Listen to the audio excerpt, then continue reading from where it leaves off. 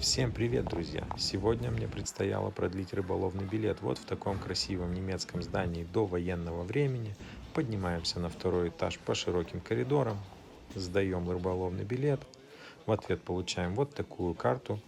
С ней мы идем к кассовому автомату, оплачиваем госпошлину. После того, как все оплачено, забираем чек, возвращаемся в кабинет, забираем свой рыболовный билет. Рыболовный билет я продлил до конца 2025 года, и все это стоило мне 32 евро.